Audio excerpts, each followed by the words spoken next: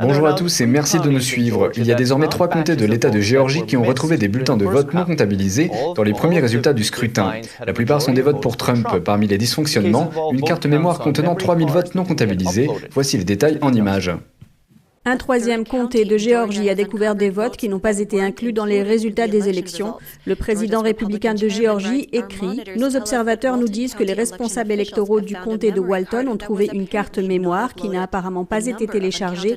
Le nombre de votes non comptés n'est pas aussi élevé qu'à Floyd ou Fayette, mais le président recueillera les votes. » Selon le Walton Tribune, 284 votes ont été ajoutés, 176 sont allés à Trump.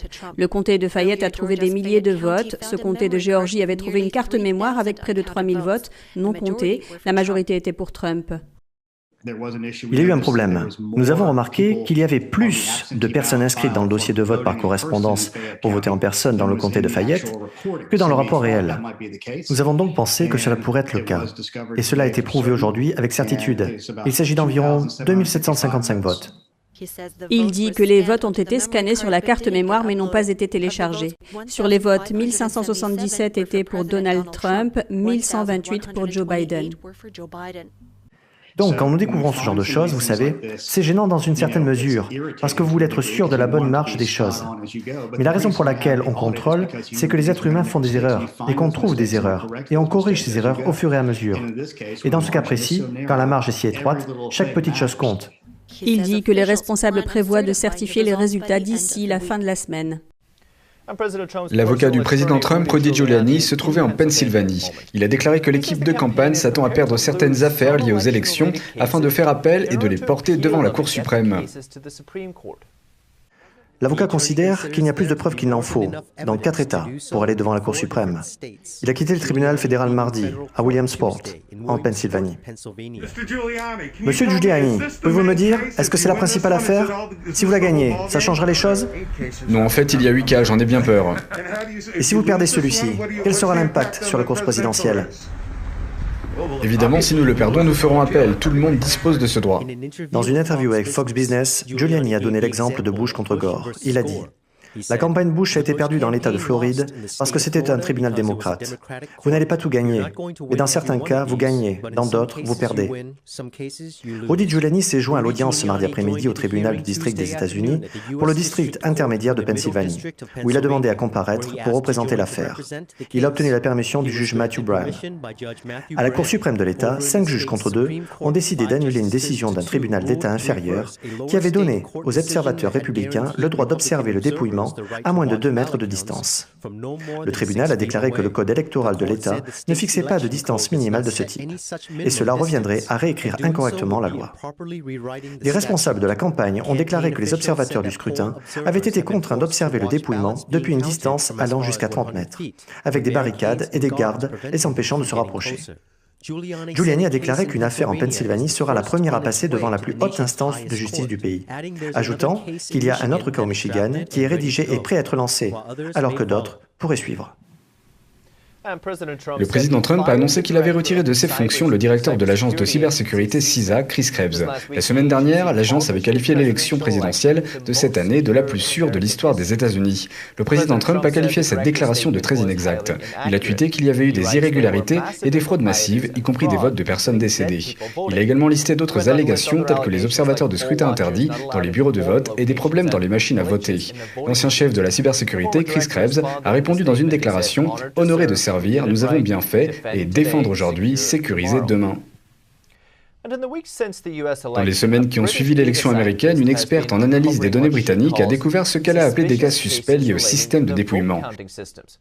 Elle dit avoir constaté que des votes avaient été ajoutés de manière inattendue et même supprimés. Nous nous sommes entretenus avec elle au sujet de ces suspicions. L'experte Sarah Eaglesfield dit avoir découvert des changements inhabituels dans le décompte des voix dans plusieurs États lors des élections. Selon ses recherches, près de 60 comtés à travers les États-Unis ont eu des bulletins de vote retirés du décompte total après leur dépouillement. Elle a dit que les changements dans les données indiquent que le logiciel de comptage des votes, connu sous le nom de Dominion Voting Systems, était défectueux. Je ne pense pas que le logiciel de comptage des voix soit adapté. J'ai vu des nombres de voix qui baissaient, j'ai vu des votes disparaître et j'ai vu des bulletins de vote comptés 2, 3, voire 4 fois. Par conséquent, je pense que ce logiciel, que le Texas n'a pas approuvé, présente de nombreux défauts qui auraient dû être examinés avant la tenue des élections. D'après son analyse, les bulletins de vote du comté de Wayne, au Michigan, ont été comptés plus d'une fois. Les chiffres montrent que des bulletins avec le même identifiant d'électeur sont apparus plusieurs fois dans le logiciel de dépouillement. Elle pense que les divergences sur le vote ainsi que les preuves de vote d'électeurs décédés empêchent quiconque de déterminer les résultats réels des élections.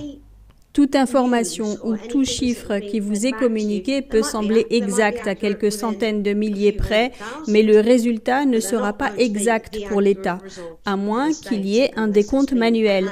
Et je crois que tous les États doivent vérifier ce qu'ils avancent. L'analyste explique qu'il est essentiel de communiquer des chiffres précis pour avoir une élection équitable. Si vous ne pouvez pas avoir un système de comptage précis, vous ne pouvez pas avoir une élection précise. Et si vous ne pouvez pas avoir une élection précise, alors vous choisissez juste au hasard qui sera votre prochain président. Les poursuites intentées par la campagne Trump dans les États clés sont toujours en cours. Des sénateurs ont auditionné les PDG de Facebook et Twitter. Les législateurs ont voulu savoir comment les plateformes ont géré l'élection, ainsi que la désinformation et la censure. Les PDG de Twitter et de Facebook ont défendu les agissements de leur société dans le cadre de l'élection présidentielle. Ils ont comparu devant la commission judiciaire du Sénat. Pourquoi Twitter met-il en garde contre toute déclaration liée à la fraude électorale ? Nous faisons simplement le lien avec une conversation plus large, afin que les gens aient plus d'informations. Non, vous ne le faites pas. Vous mettez une page qui dit, je cite, « La fraude électorale, quelle qu'elle soit, est extrêmement rare aux États-Unis ». Jack Dorsey a déclaré que Twitter avait signalé quelques 300 000 tweets autour de l'élection pour des contenus qu'il jugeait contestables et potentiellement trompeurs. Cela inclut de nombreux messages du président Trump sur la fraude électorale. Et en 2 jours après l'élection, Facebook a interdit un groupe créé par les partisans de Trump et appelé Stop au vol. Le sénateur républicain Josh Hawley a demandé au PDG de Facebook si Facebook s'est coordonné avec Twitter et Google pour supprimer certains individus, hashtags ou groupes.